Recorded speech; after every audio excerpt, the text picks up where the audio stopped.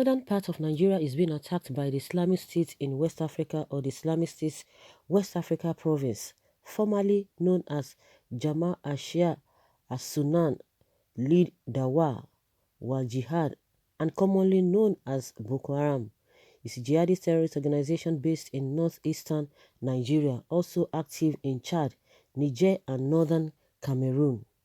Ever since the group started in 2001, several people have been killed and villages abandoned despite the military efforts in eradicating these terrorists.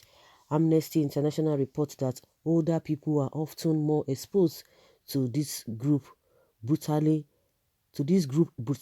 as they are usually amongst the last to flee, citing the story of a 80-year-old woman from a village in Adamawa State. They narrated how her village was invaded by the terrorist group and she didn't run. When they asked her why she didn't run like the others, she said, "This is my house and I'm not scared of dying." Can you imagine? Angered by this, they suggested that instead of killing her, they should put her in great pain. Hence, they brought out a knife and stabbed her on her foot. Insecurity has become an important topic for northerners, and questions are being asked daily. When will all this end? No sympathy, no conscience. You can imagine.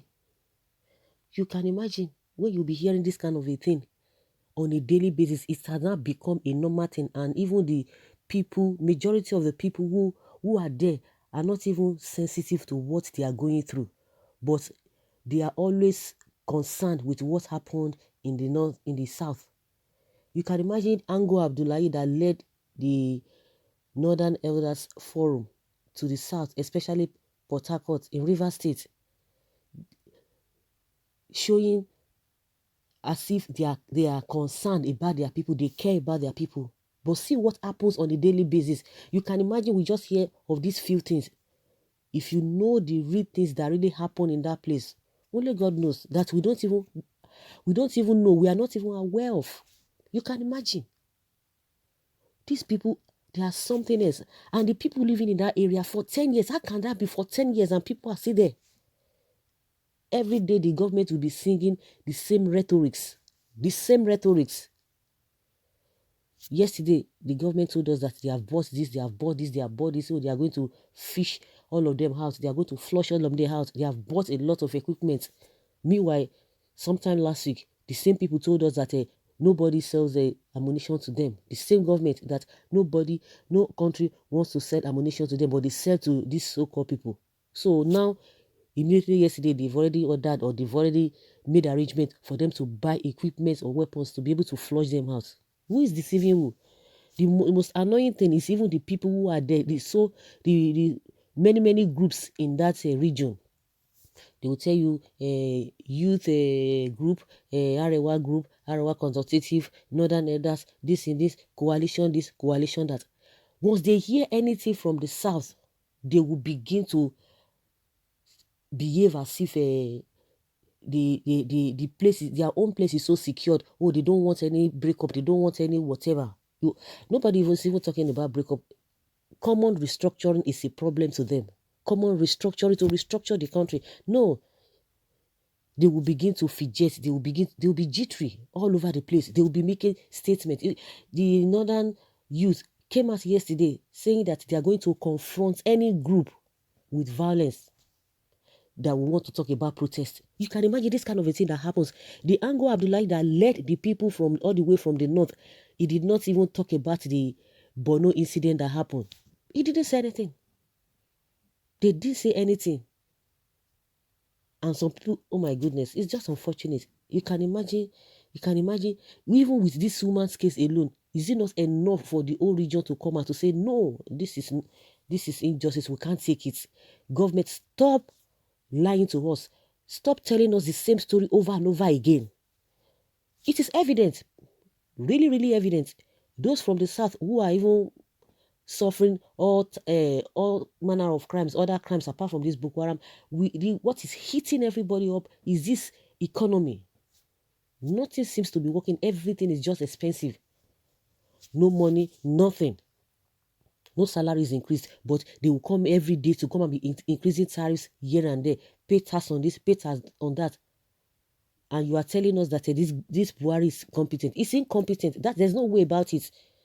We cannot be going through all this suffering and you be politically correct. Buhari is incompetent. That is just the way it is. Somebody has not been able to feed a day, which wasn't even happening before.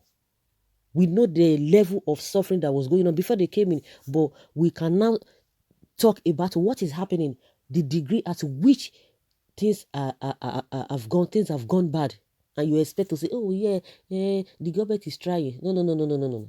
It does not work that way. It doesn't work that way. It doesn't work that way.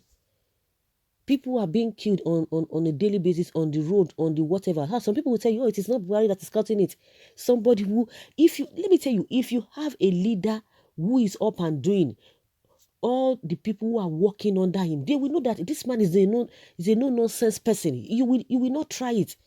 Not to talk somebody who came on the mantra of, I'm going to do this, I'm going to fix the economy, I'm going to corruption, saying that if we don't kill corruption will kill us. It's killing us. This man has even made it worse.